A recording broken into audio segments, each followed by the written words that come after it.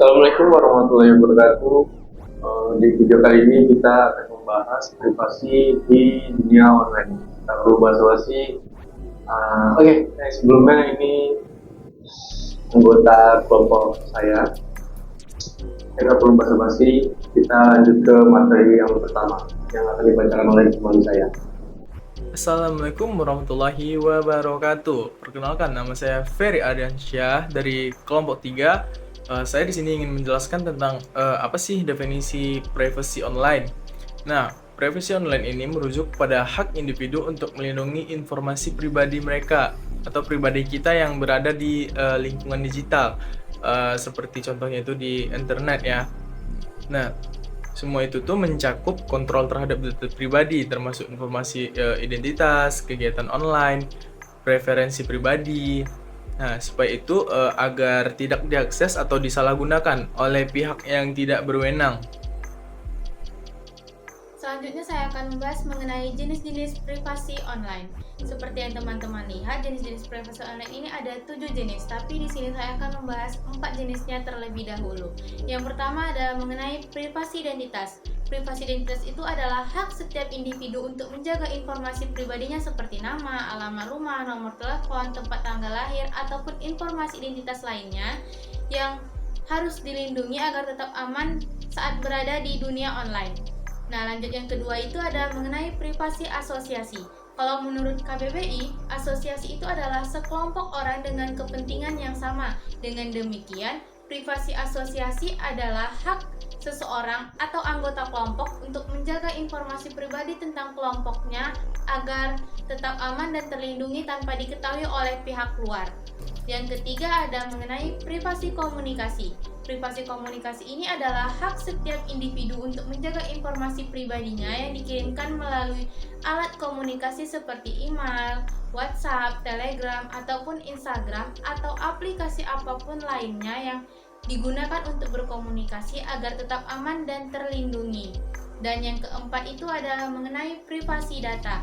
Jadi privasi data itu adalah hak setiap individu untuk menjaga informasi pribadinya yang telah dikumpulkan oleh situs web atau aplikasi agar tetap aman dan terlindungi. Nah, data yang dimaksud di sini adalah data seperti riwayat pencarian, riwayat browsing, ataupun data apapun yang telah kita masukkan ke dalam situs web atau aplikasi.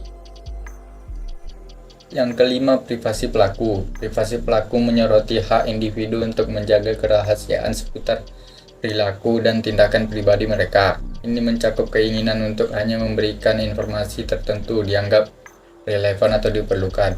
Contohnya melibatkan aspek-aspek sensitif seperti preferensi seksual, pandangan politik, atau keyakinan agama.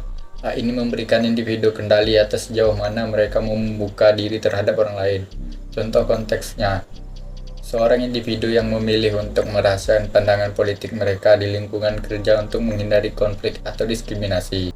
Yang keenam, privasi wilayah. Privasi wilayah berasal dari hak individu untuk menjaga kerahasiaan dan keamanan di dalam ruangan fisik tertentu atau wilayah yang mereka anggap sebagai milik pribadi mereka. Ini mencakup privasi tempat tinggal, isi kantong, tas, atau wilayah yang dikuasai oleh individu. Hak ini menegaskan kebutuhan akan ruang pribadi dan kontrol terhadap akses orang lain ke wilayah tertentu. Contoh konteks, hak individu untuk melindungi privasi di tempat tinggal, termasuk dari pengawasan atau akses yang tidak diinginkan. Yang ketujuh, privasi atas tubuh. Privasi tubuh adalah hak pribadi yang menegaskan bahwa tubuh seorang individu adalah hak kepemilikan individu tersebut, dan tidak ada yang memiliki hak untuk menyentuh atau memeriksa tubuh tanpa persetujuan. Ini melibatkan kontrol penuh atas tubuh sebagai bagian integral dari hak asasi manusia. Contoh konteksnya, hak individu untuk menentukan siapa yang dapat menyentuh atau memeriksa tubuh mereka, termasuk dalam konteks pemeriksaan medis atau keintiman pribadi. Baiklah, saya akan menjelaskan tentang dasar hukum privasi online.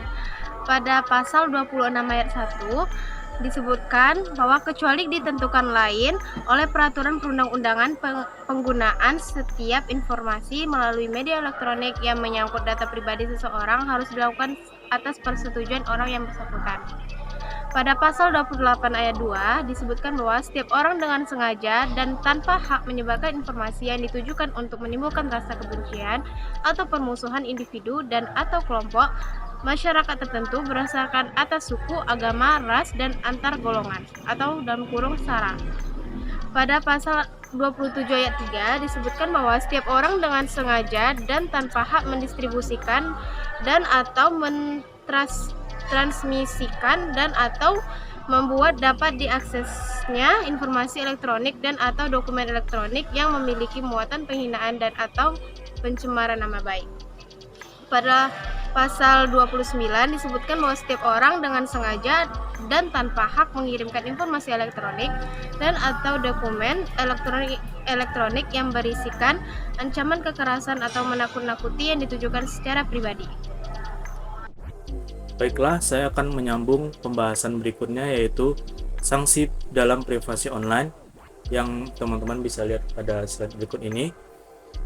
Yang pertama, sanksi bagi pelaku yang memperoleh atau mengumpulkan data pribadi yang bukan miliknya adalah pidana penjara paling lama 5 tahun dan atau denda paling banyak 5 miliar rupiah yang ada pada Undang-Undang Perlindungan Data Pribadi pasal 67.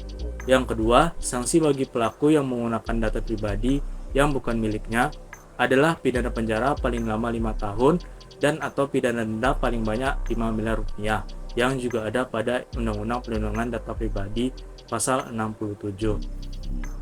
Yang berikutnya, sanksi bagi pelaku yang mengungkapkan data pribadi yang bukan miliknya adalah pidana penjara paling lama 4 tahun dan atau pidana denda paling banyak 4 miliar rupiah yang juga ada pada Undang-Undang Perlindungan Data Pribadi pasal 67.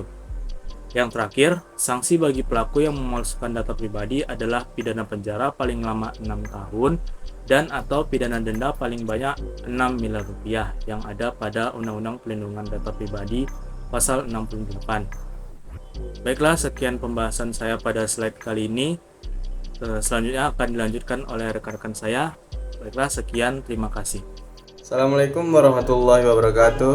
Nama saya Alvin Dayat, saya dari kelompok 3. Saya akan memberikan contoh kasus dalam privasi dunia online. 1. Seperti pencurian identitas seseorang dapat mencuri informasi pribadi seperti nama, alamat, nomor, kartu kredit, dan melakukan tindakan penipuan atau kejahatan lainnya. 2. Pelacakan online. Situs web dan aplikasi sering melacak aktivitas online pengguna untuk mengumpulkan data pribadi, kemudian digunakan tujuan pemasaran dan analisis. Yang ketiga, serangan malware. Seperti spyware atau malware dapat digunakan untuk mengakses informasi pribadi menggunakan tanpa izin, menyebabkan kerugian keamanan dan privasi. Yang keempat, penyebaran foto dan informasi pribadi. Foto atau informasi pribadi yang diunggah privasi seseorang dapat digunakan dengan cara yang merugikan dan aneh-aneh yang tidak senonoh. Yang kelima, pelanggaran keamanan data. Seperti peretasan terhadap basis data atau situs web menyimpan informasi pribadi dapat mengakibatkan kebocoran data dan mengancam si privasi pengguna. Yang keenam, surveillance massal. Surveillance massal itu seperti apa? Dapat mengumpulkan dan menganalisis persetujuan individu, menimbulkan masalah privasi yang serius. Yang 7, phishing. Serangan phishing itu menggunakan trik memperoleh informasi pribadi seperti kata sandi, data, keuangan, dan membuat pengguna percaya bahwa mereka berkomunikasi dengan identitas percaya. Yang ke-8, pengaturan privasi aplikasi. Beberapa aplikasi dapat mengumpulkan lebih banyak data daripada yang diperlukan atau diinginkan oleh pengguna, memberikan risiko terhadap pelanggaran privasi. Yang ke-9 yaitu kontroversi penggunaan kamera dan mikrofon. Kasus di mana aplikasi atau perangkat menggunakan kamera atau mikrofon tanpa pengetahuan atau izin pengguna mengakibatkan potensi pelanggaran privasi yang disignifikasikan. Yang 10, penyebaran informasi sensitif, kayak seperti informasi pribadi yang sensitif seperti riwayat medis atau orientasi seksual dapat menjadikan target penyebaran tidak sah yang tidak senonoh, menyebabkan dampak emosional dan sosial yang serius. Oke guys, terima kasih telah menonton. Jika kalian ada ingin bertanya, silahkan di kolom komentar aja ya. Terima kasih telah menonton. Silahkan like and subscribe. Thank you.